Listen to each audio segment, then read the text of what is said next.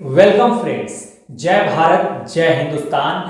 Friends, आज की video में हम जानेंगे कि भारत में जो कर्नाटक युद्ध लड़े गए, ठीक है, 3 कर्नाटक युद्ध हुए थे भारत में। हाँ, ब्रिटेन और फ्रांस के बीच में, या आप कहें फ्रांस और ब्रिटेन के बीच में, यानी कि अंग्रेजों और फ्रांसीसियों के बीच में ये कर्नाटक युद्ध लड़े गए थे। तो यहाँ पर इस वीडियो में हम ये जानेंगे कि एग्जैक्ट जो कर्नाटक था वो कौन सा क्षेत्र था, क्योंकि स्टूडेंट में आज के कर्नाटक को लेकर और उस समय के कर्नाटक को लेकर बड़ा कंफ्यूजन बना रहता है। तो इसको हम क्लियर करते हैं। यहाँ पर देखिए 3 कर्नाटक युद्ध लड़े गए। थोड़ा सा इस पे भी हम चर्चा कर लेंगे कि समय क्या था, कारण क्या था, कैसे समाप्त हुआ, वो तो थोड़ा बहुत चर्चा कर लेंगे। लेकिन आज का जो हमारा जो पिन पॉइंटेड जो हमारा वीडियो है वो है उस समय के जब कर्नाटक युद्ध हुए थे फ्रांस और ब्रिटेन के बीच में। उस समय कर्नाटक का लोकेशन क्या था। देखिए आज का जो कर्नाटक है आप देखेंगे तो महाराष्ट्र यहाँ हो जाएगा, और ये महाराष्ट्र इसके ऊपर, और यहाँ ये कर्नाटक का क्षेत्र ये वाला है, ठीक है ना। ये कर्नाटक का क्षेत्र यहां पर है आज का। लेकिन उस समय ऐसा नहीं था। उस समय का जो कर्नाटक था अगर देखें तो ये कर्नाटक का क्षेत्र था, ठीक है, ये कर्नाटक का क्षेत्र था। उस समय के हिसाब से देखें तो ये कर्नाटक का क्षेत्र था। और इसमें बेसिकली क्या था कि ये कोरोमंडल तट, जो कोरोमंडल तट था उस समय, ये कोरोमंडल तट है। कहा जाता है कि यूरोपियंस ने कोरोमंडल तट और इसके अंदरूनी भागों को नाम दिया था कर्नाटक। और देखिए आज हम जो स्पेलिंग लिखते हैं वो के से लिखते हैं कर्नाटका, लेकिन उस समय का जो स्पेलिंग था, ये जो कर्नाटक था, ये कर्नाटक हम लिखते थे कर्नाटिक, ऐसे लिखते थे हम, ठीक है, इस तरह से लिखा जाता था। हिंदी में तो कर्नाटक ही बोलते हैं। तो आज का कर्नाटक ये है और उस समय का कर्नाटक ये था। और इस कर्नाटक में आप समझ लीजिए, उस समय के कर्नाटक में ये जो क्षेत्र है, समझिए इसमें कुछ आज का जो तमिलनाडु है, देखिए तमिलनाडु है, तमिलनाडु है, तो ये नॉर्दर्न तमिलनाडु हम कह सकते हैं। ये तमिलनाडु का क्षेत्र जो है, अगर हम देखें तो नॉर्दर्न तमिलनाडु और साउदर्न आंध्रा, इसका क्षेत्र आ जाता है। और आज का जो ये कर्नाटका है, इसका भी कुछ क्षेत्र आ जाता था। तो एक तरह से उस समय के कर्नाटक में जब कर्नाटक युद्ध हुए थे, ये टाइम पीरियड मैंने लिखा हुआ है, तो ये कोरोमंडल तट और उसके अंदरूनी भागों को ऐसा कहा जाता है कि यूरोपियंस कहते थे कर्नाटिक या कर्नाटक। लेकिन आज का कर्नाटक जो है, देखिए महाराष्ट्र के नीचे ये जो बॉर्डर बन रहा है महाराष्ट्र का, ये है आज का कर्नाटक। और उस समय के कर्नाटक में ये आज का कुछ कर्नाटक आ जाता था।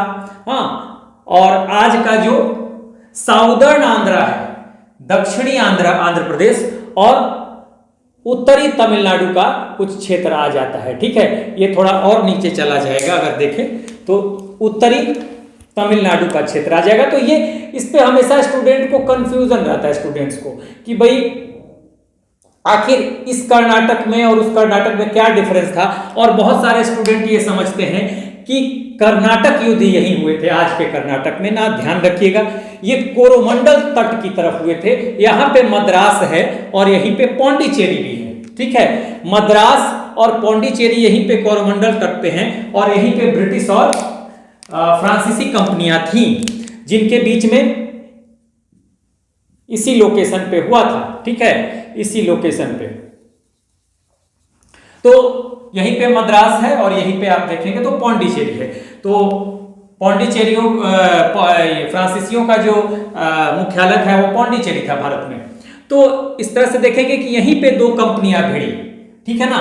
और 3 उसके परिणाम के तौर पे हम 3 कर्नाटक युद्ध को देखेंगे फ्रांस और ब्रिटेन के बीच में। अब देखिए बेसिकली क्या था, ये दोनों यूरोपीय कंपनियां थी। और अगर आपसे पूछा जाए कि कर्नाटक युद्ध है क्या, तो देखिए ये यूरोप है और यहां पर आप जानते हैं कि 4 प्रमुख यूरोपीय कंपनियां भारत आई या यूरोपीय देश भारत आए। तो यहां पर एक पुर्तगाल है, ये आया सबसे पहले। उसके बाद पुर्तगाल के बाद अगर देखें तो यहां पर नीदरलैंड है, यहाँ पर नीदरलैंड, इन्हीं के निवासियों को डच कहा जाता है इनकी भाषा के लिए, या इनके निवासियों के लिए डच शब्द का इस्तेमाल होता है। तो दूसरा देश जो था नीदरलैंड था, यानी कि डच दूसरे यूरोपीय थे जो भारत आए। ठीक है, उसके बाद यहां पर देखिए ये ब्रिटेन है, तो तीसरा देश ब्रिटेन है, और ये जो है ये फ्रांस है।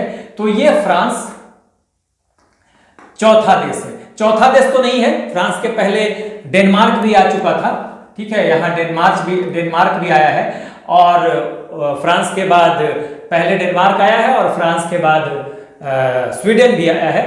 ये देखिए यहाँ पर नॉर्थ में जाएंगे तो यहाँ पे दो देश, नॉर्वे और यहाँ पे स्वीडन, ये स्वीडन है, ये स्वीडन है। तो ये भी आया था, ये फ्रांस के बाद आया था। तो प्रमुख कंपनियों में फ्रांस चौथा है, लेकिन अगर ओवरऑल देखा जाए तो सबसे पहले पुर्तगाली आए, फिर डच आए दूसरे नंबर पर, तीसरे नंबर पर ब्रिटेन आया, चौथे नंबर पर डेनमार्क आया, और पांचवें नंबर पर फ्रांस आया। लेकिन प्रमुख कंपनियों में अब अगर हम देखें तो चार ही प्रमुख कंपनियां थी जिन्होंने भारत में संघर्ष किया अपने व्यापारिक और राजनीतिक सत्ता के लिए। तो उनमें से पुर्तगाल, और दूसरे नंबर पर डच आए, तीसरे नंबर पर ब्रिटेन, और चौथे नंबर पर फ्रांस। तो इन्हीं में संघर्ष रहा, और पुर्तगाल और डच जो हैं इनकी शक्ति धीरे धीरे खत्म हो गई। पुर्तगालियों को डचों ने खत्म किया, और फिर डचों को अंग्रेजों ने खत्म किया, यही ब्रिटेन है। और फिर चौथी कंपनी, प्रमुख कंपनी फ्रांस जब भारत आती है तो दो ही शक्तियां बच जाती है, ये ब्रिटेन यानी अंग्रेज बच जाते हैं, और फ्रांस बच जाते हैं भारत में। तो भारत में ये अंतिम दो प्रमुख कंपनियां, ब्रिटिश ईस्ट इंडिया कंपनी और फ्रेंच ईस्ट इंडिया कंपनी, ये दोनों यहां पर भारत में अपने अस्तित्व की लड़ाई लड़ेंगे। और वही जो इनके अस्तित्व की लड़ाई है इन प्रमुख अंतिम दो कंपनियों में, इसी को नाम दिया गया कर्नाटक युद्ध। और कर्नाटक युद्ध में आपको पूछा जाता है सवाल किसके किसके बीच में हुआ, तो फ्रांस और ब्रिटेन के बीच में।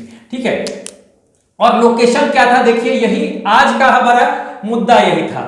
ठीक है, कि लोकेशन को समझना था, यही कर्नाटक है। और ये कर्नाटक इधर नहीं है, ये कर्नाटक ये कोरोमंडल तट वाला, इधर का तट कोरोमंडल तट कहलाता है, इधर का तट जो केरला वाला है इसको कहा जाता है मालाबार तट।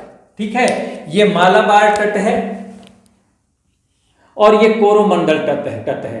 तो जो कर्नाटिक वार हुए ये कोरोमंडल तट की तरफ हुए।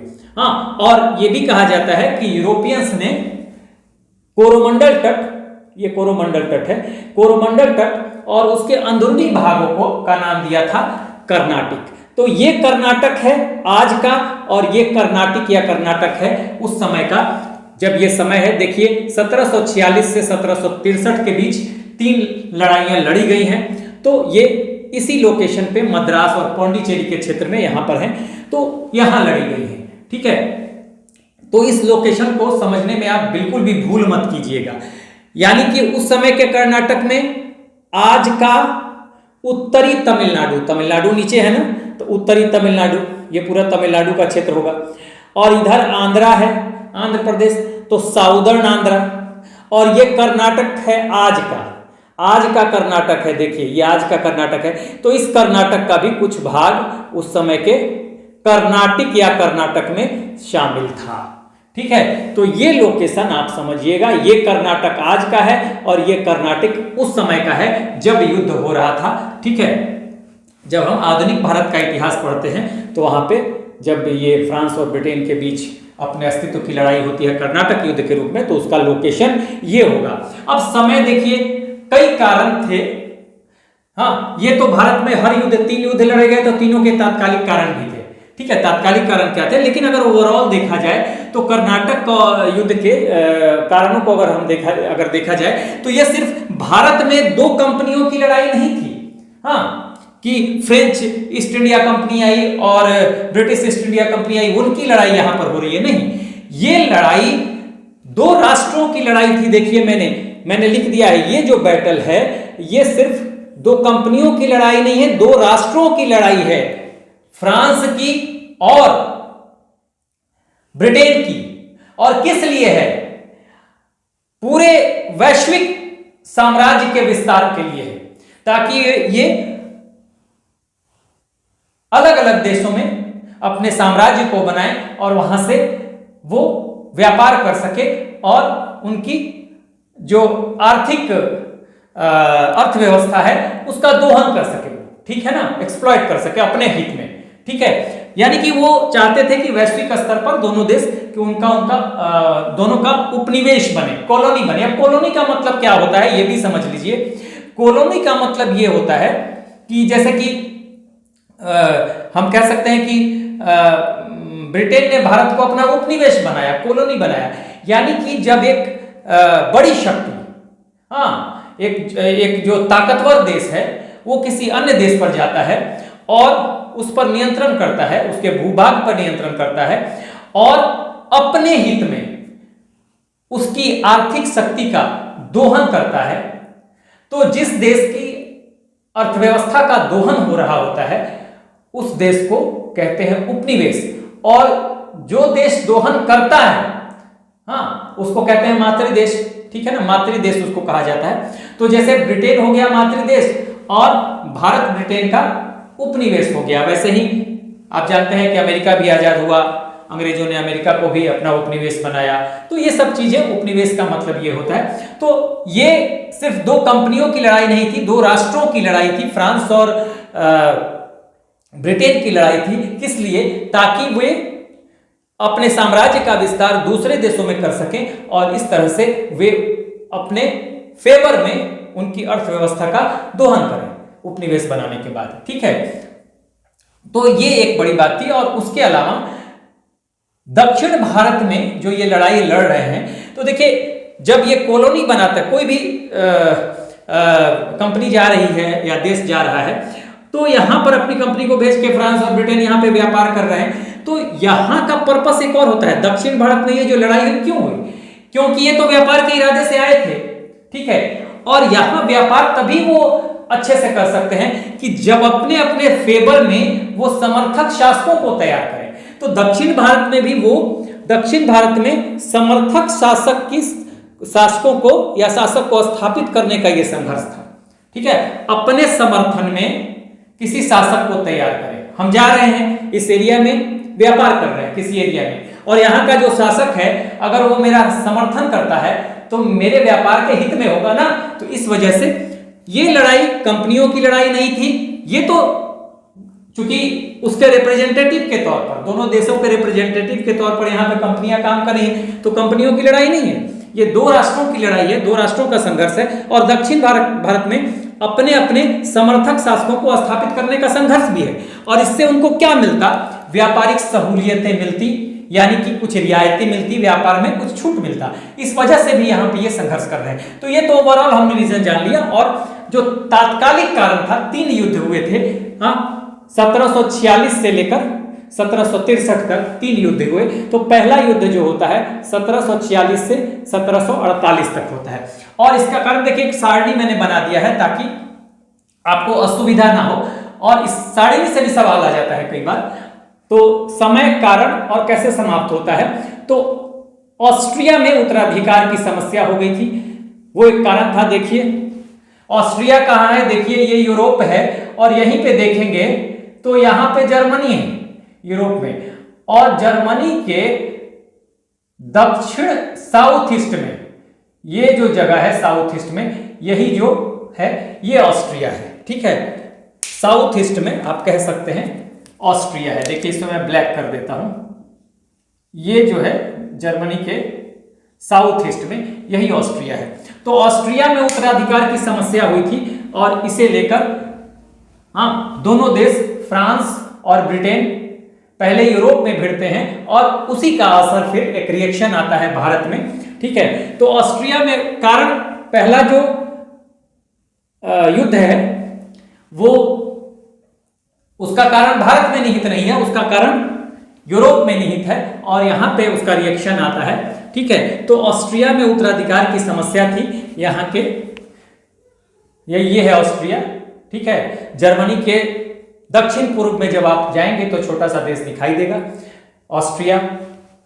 तो ऑस्ट्रिया में उत्तराधिकार की समस्या को लेकर कारण था, और ये खत्म हुआ था, ये लड़ाई, ये युद्ध खत्म हुआ, एक्स-ला-शापेल की संधि हुई जर्मनी में, और ये लड़ाई खत्म हो गई, पहली। दूसरी लड़ाई फिर 1749 से लेकर 54, यानी देखिए 48 के बाद फिर 49 में शुरू हो जाता है। तो इसका कारण भारत में नहीं था, तात्कालिक कारण यहां कर्नाटक व हैदराबाद में उत्तराधिकार की समस्या को लेकर यहां पे ये युद्ध हुआ। मैंने बताया कि दक्षिण भारत में समर्थक शासकों को स्थापित करने का संघर्ष था। तो यहां भी जब उत्तराधिकार की बात हुई थी कर्नाटक व हैदराबाद में, ठीक है, तो यहां भी वो जो अंग्रेज थे और जो फ्रांसीसी थे वो अपने अपने फेवर के अपने अपने समर्थक शासकों को तैयार करना चाहते थे, ताकि वो शासक जो समर्थक शासक होगा उनको फेवर करे व्यापार में, उनको तमाम तरह की रियायतें दे, व्यापार में सहूलियतें दे, छूट दे। तो इस वजह से ये कारण बना और ये खत्म होता है ये युद्ध पौंडीचेरी की संधि के साथ। इसमें हम डिटेल नहीं जाएंगे, हम रेगुलर क्लासेस में पहला कर्नाटक युद्ध डिटेल में कर चुके हैं, फिर दूसरा कर्नाटक युद्ध करेंगे और फिर तीसरा करेंगे, तो वहां हम डिटेल में समझेंगे फिर। और तीसरा युद्ध 1756 से लेकर 1763 में हुआ और ये यूरोप में 7 ईयर वॉर हुए थे, ठीक है। यूरोप में सप्तवर्षीय युद्ध हुआ, ठीक है, और उसी सप्तवर्षीय युद्ध का परिणाम था ये भारत में भी ये दोनों शक्तियां भिड़ी। तो यूरोप में जो सप्तवर्षीय युद्ध हुआ वही कारण बना तीसरा कर्नाटक युद्ध का भारत में फ्रांस और ब्रिटेन के बीच, और यह खत्म हुआ पेरिस की संधि के साथ, ठीक है। तो 3 कर्नाटक युद्ध थे। मैंने थोड़ा सा कारण भी इसलिए बता दिया क्योंकि कहीं से ये चीजें अधूरी ना लगे, ठीक है, ये चीजें अधूरी ना लगे। लेकिन मेन हमारा फोकस आज का था कि आज के कर्नाटक और उस समय के कर्नाटक में क्या फर्क था।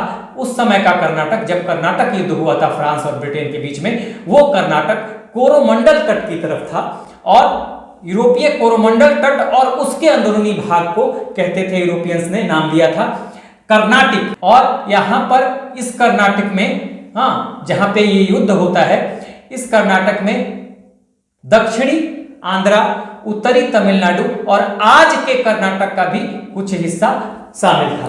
तो ये आपको ध्यान रखना चाहिए, हमेशा ध्यान रखिएगा कि जब भी कर्नाटक युद्ध की बात होगी फ्रांस और ब्रिटेन के बीच में, तो आपको आज के कर्नाटक को बिल्कुल दिमाग में नहीं रखना है। आपको कौन सा कर्नाटक रखना है, ये इस तरफ जो कोरोमंडल तट है उस तरफ के कर्नाटक को ध्यान में रखना है और तब इस पूरे विषय को, इस पूरे टॉपिक को देखना है। तो इस तरह से हमने देख लिया कि कर्नाटक युद्ध का वास्तविक लोकेशन जो था वो कोरोमंडल तट की तरफ था और यहीं पे मद्रास है, यहीं पे पौंडीचेरी है, यहीं पे दोनों कंपनियां थी और यहीं पे दोनों कंपनियां भिड़ती हैं, ठीक है ना।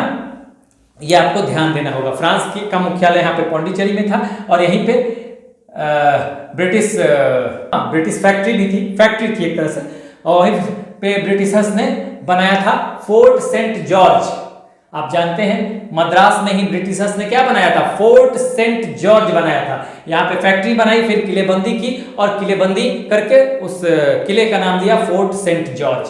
तो यहाँ पे मद्रास में ब्रिटिशर्स की जो थी, ब्रिटिशर्स का फोर्ट था, किला था। तो दोनों यहां पर थे इसी कोरोमंडल तट पे और यहीं पे लड़ाई होती है। तो पूछा जाए आपसे कि कर्नाटक युद्ध जो था वो किन किन 2 देशों के बीच हुआ, तो फ्रांस और ब्रिटेन के बीच में, ठीक है।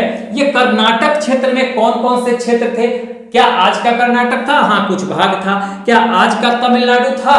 हाँ, कुछ भाग था। क्या आज का आंध्र था? हाँ, कुछ भाग था। तो ये आपको ध्यान देना पड़ेगा, ठीक है। 3 कर्नाटक युद्ध जो हुए, पहले कर्नाटक युद्ध का समय ये कारण war of succession in Austria में उत्तराधिकार की समस्या को लेकर ये लड़ाई शुरू हो गई थी और उसका रिएक्शन भारत में दिखा था, खत्म होता है एक्स-ला-शापेल की संधि के साथ। यहां से सवाल बनता है, कई बार सीधे एग्जाम में पूछ लिया जाता है कि कारण क्या था पहले कर्नाटक युद्ध का, तो ऑस्ट्रिया में उत्तराधिकार की समस्या थी। खत्म किस संधि के साथ हुआ, तो एक्स-ला-शापेल की संधि के साथ। उसी तरह से दूसरा युद्ध कर्नाटक को हैदराबाद में उत्तराधिकार की समस्या थी और इस समस्या को लेकर ये युद्ध हुआ था यहाँ पर। और ये खत्म किस युद्ध के साथ होता है, किस संधि के साथ होता है, तो पौंडीचेरी की संधि के साथ। सीधे सवाल आते हैं इस सारणी से, इसलिए मैंने सारणी बना दिया। और तीसरा युद्ध 1756 से 1763 तक, और इसका कारण था यूरोप में 7 ईयर वॉर, हाँ 7 ईयर्स वॉर।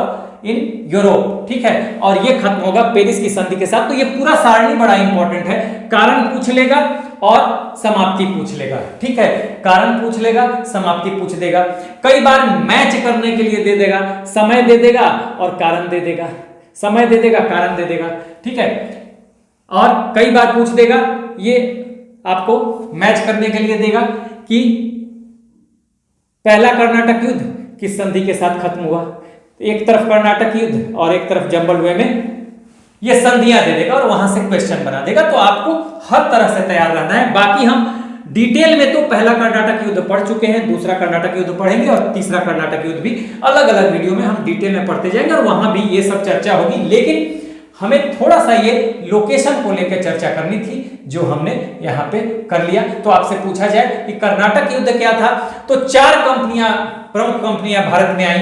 पुर्तगाल, हाँ, दूसरे नंबर पर डच आए, तीसरे नंबर पर ब्रिटिशर्स आए यानी अंग्रेज आए, और चौथे नंबर पर फ्रांस आए। अंतिम 2 कंपनियां, ये ब्रिटेन और ये फ्रांस।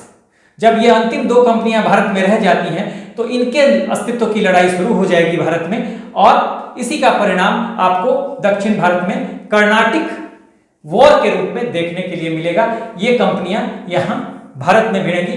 पहले युद्ध में यूरोप में उसका जो है कारण, जो पहले युद्ध का कारण जो शुरू होता है वो यूरोप से शुरू होता है, लेकिन उसका रिएक्शन भारत में भी दिखेगा। मैंने पहले ही बताया कि सिर्फ ये 2 कंपनियों की लड़ाई नहीं है, 2 राष्ट्रों की लड़ाई है, इस वजह से इसका असर भारत में भी दिखेगा। जहां जहां ये पूरे जहां लड़ेंगे दोनों देश, वहां वहां का असर दूसरे देशों में भी दिखेगा, ठीक है, ये आप समझ जाइए। तो यहां एक चीज और पूछा जाता है सारणी से कि एक ही जो युद्ध है उसका कारण जो था, तात्कालिक कारण, वो भारत में था। तो ये पूछ दिया जाता है मोस्ट इंपॉर्टेंट कि वो कौन सा युद्ध था। तो सेकंड कर्नाटक युद्ध जो 1749 से 1754 के बीच लड़ा गया, ठीक है, और इसका कारण क्या था, कर्नाटक व हैदराबाद में उत्तराधिकार की समस्या, और ये पौंडीचेरी की संधि के साथ खत्म होता है। तो ये भी सारणी से पूछ देता है। देखिए, यूरोप में सप्तवर्षीय युद्ध, तीसरे युद्ध का कारण, ऑस्ट्रेलिया में उत्तराधिकार की समस्या, ये पहले युद्ध का कारण, यानी इसका और इसका कारण भारत में नहीं था। इसके इन दोनों युद्धों के तात्कालिक कारण भारत में नहीं थे, सिर्फ बीच वाला जो दूसरा युद्ध है उसका तात्कालिक कारण जो था वो भारत में था। तो यही एक दूसरा वाला जो है, ये भी कई बार सवाल बन जाता है कि तीनों कर्नाटक युद्ध में से किस युद्ध का कारण जो था, हाँ, या कौन से युद्ध का कारण जो था वो भारत से उभर के आया, वो कारण भारत से उभर के आया, तो आप कहेंगे दूसरा युद्ध। तो इस तरह से हमने सब कुछ आपको यहां पर डिटेल बता दिया। आप एक बार ले लीजिए screenshot. So this is the end of the video. Do like, share and subscribe. Take care. Keep smiling. Jai Hind.